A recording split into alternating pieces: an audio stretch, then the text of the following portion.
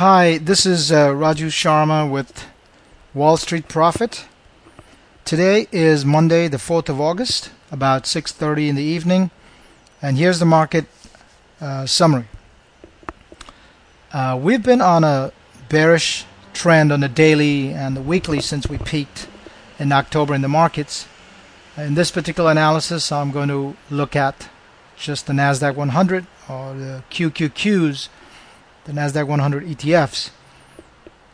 Most students of Elliott wave analysis could see that we are on a corrective wave C of cycle degree, and we've got possibly a lot more to go before that C wave is complete.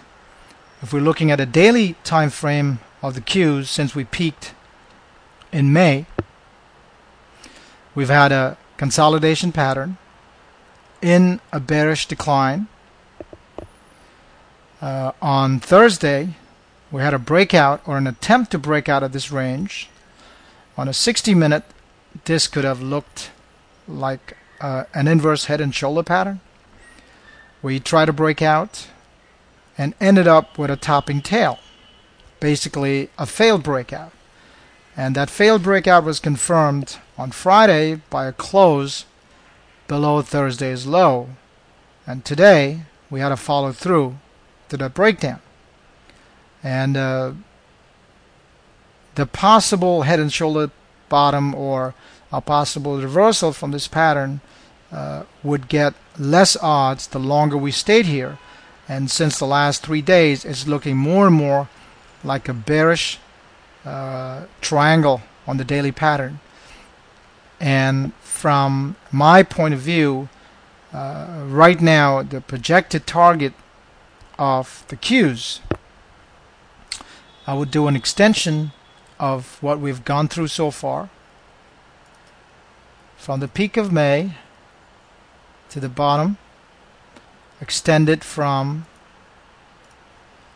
the high that we just hit on Thursday. A 61.8% extension would bring the Qs back to 41.62 or around the area of the prior lows in March. 100%, which is more likely, would bring the Qs to around $39.